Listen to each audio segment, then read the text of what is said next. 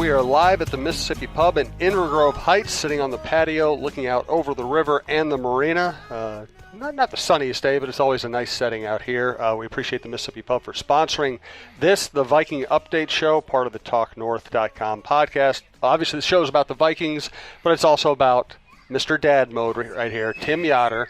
He's already sick of the nickname, but now you have a nickname. I do. There's just no good stories that can Dad be told. Mode.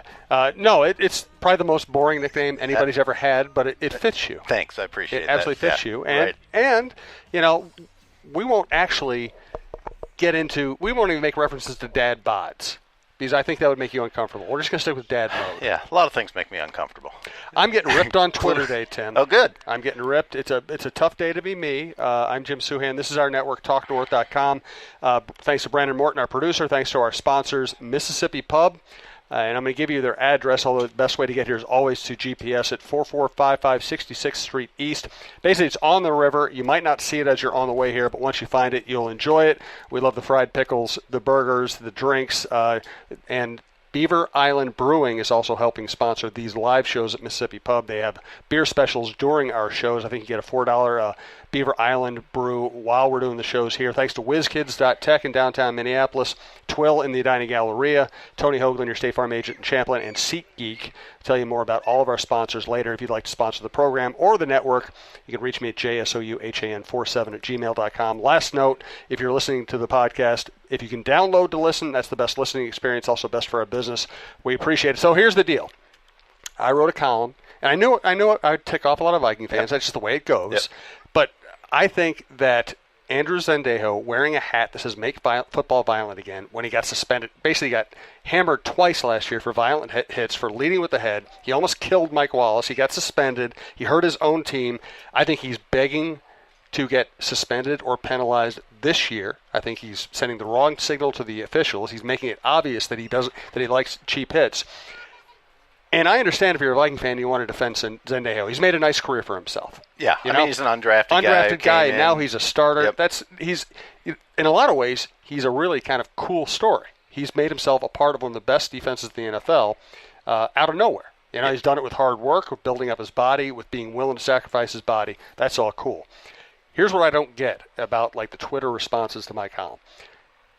The responses aren't, hey, don't pick on Sendejo so much. They're, we love violence. We want to see players leading with their head, and we want to see, basically what they're saying is they're pro-brain damage. They want to see people leading with their heads, hitting other people in the head, and knocking them out of games.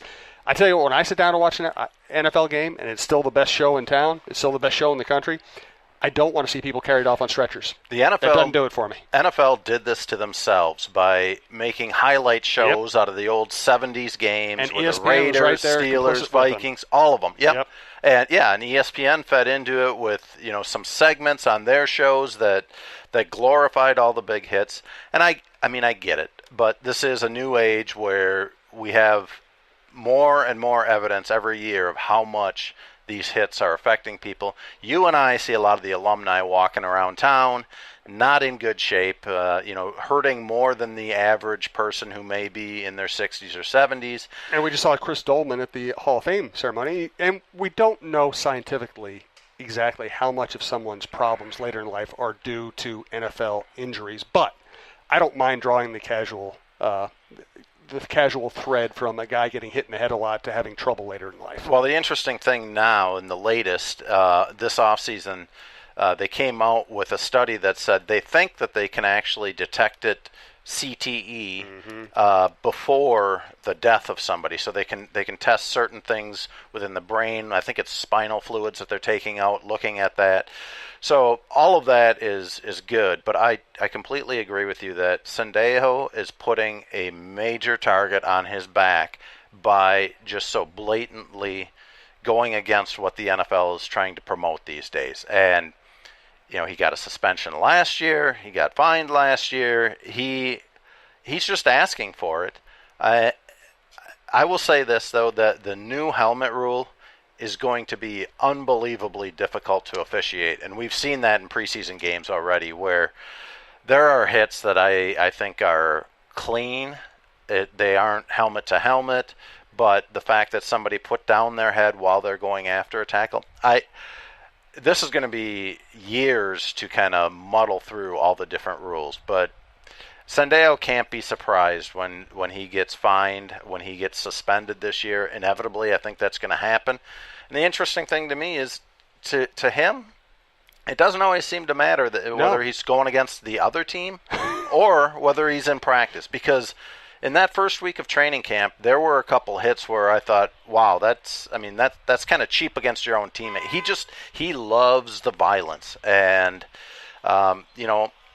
that's his prerogative to love it, but to hand out injuries and potential long-term effects to other players in the league is not what it's supposed to be about. No, I don't get the celebration of injuring other players. That, to me, I want to see the best players on the field. I know a lot of Viking fans loved it when Aaron Rodgers got knocked out last year. I want to see Aaron Rodgers play.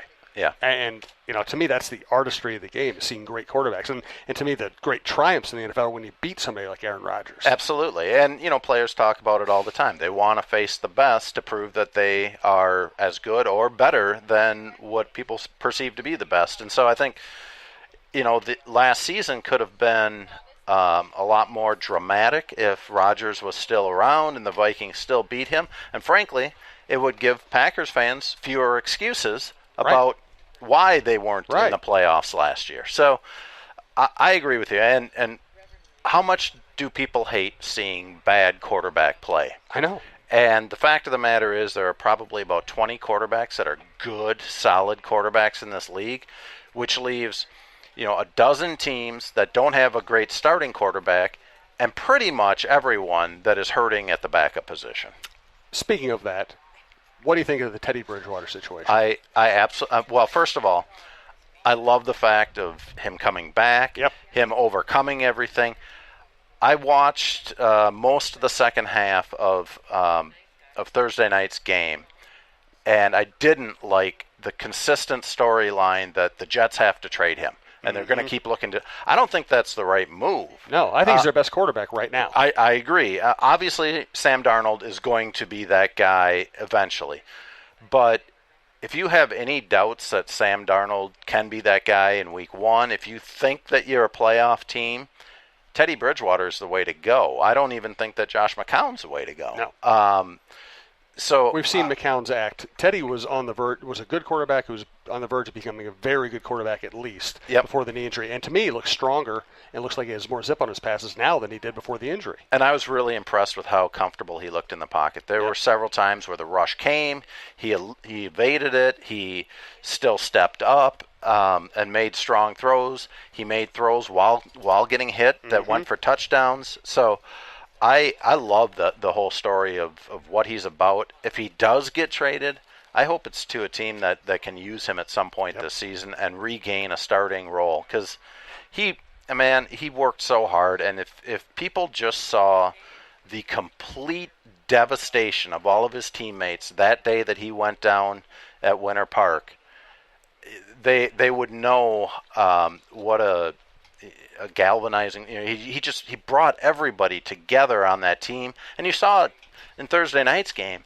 I mean, even in moments where you thought he would have to be in full concentration mode, a smile on his face the whole time. He just loved being there, and I love seeing it. I hope he does very well in this league. He's a leader, and my friend Mike Freeman, who's covered the NFL as long as I have, which is late 80s, early 90s, he tweeted out, if Teddy Bridgewater starts for the Jets and plays all their games, they'll win 10 games, go to the playoffs. Yeah, I mean, at this point, I don't know how good the Jets are or aren't around the quarterback position, but I believe that they are going to be better if they have Bridgewater in there than if they have McCown in there. Maybe if they have Darnold. Darnold is just, to me, kind of a wild card because I don't know what his development has looked like at training camp or most of the preseason. Running Talk North has been fascinating for me because I had never even messed with a business before, much less own or run my own business. And what I've learned about running a business is I need help in a lot of areas.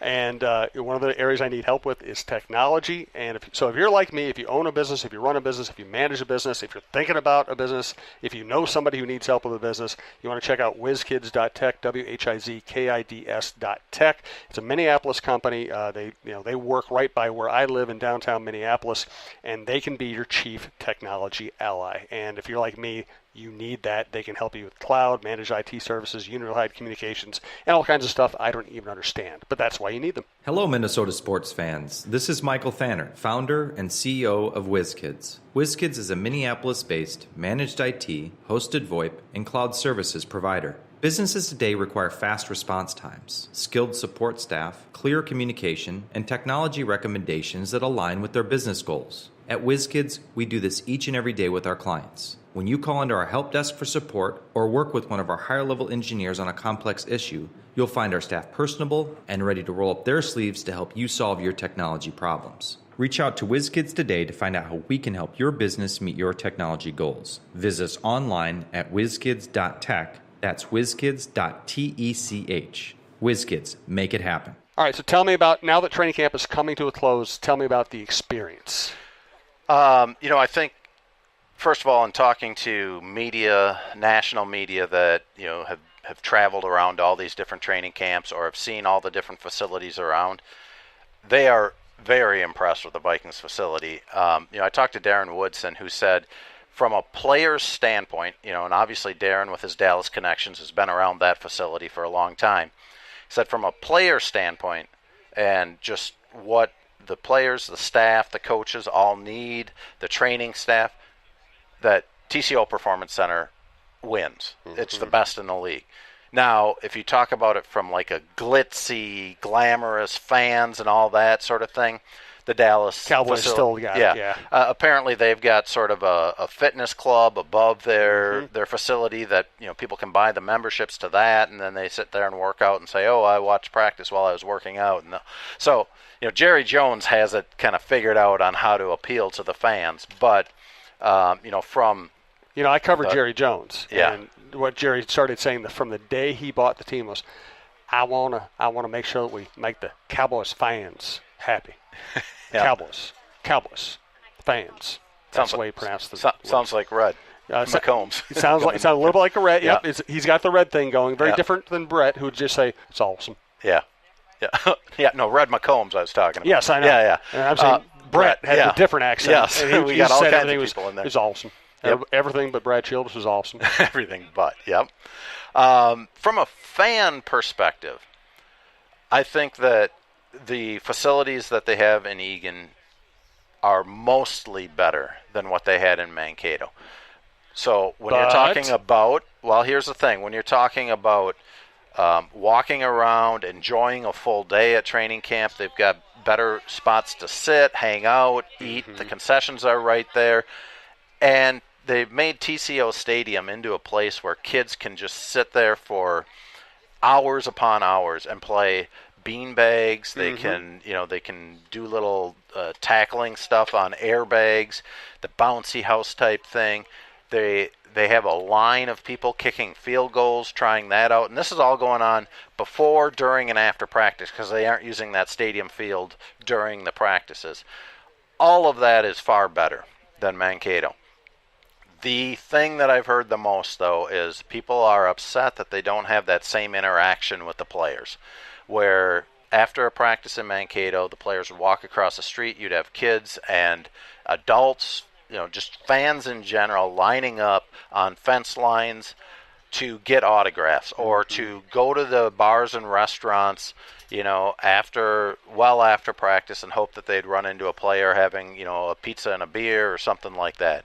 So you don't get that experience. Now, talking to staff of the Vikings, they realize that, and they're trying to look for ways to improve that in coming camps. The thing I heard over and over again is it's a kind of an experimental year for us too. So they'll do that. The one thing that I think will change for sure next year is most of the tickets that were issued for training camp practices were free. Like probably 75% of the tickets for each practice were free. But what they realized is people are going out, like whenever they went on sale, if you will, and got the free tickets. And then they decided we have the tickets, but we don't have to show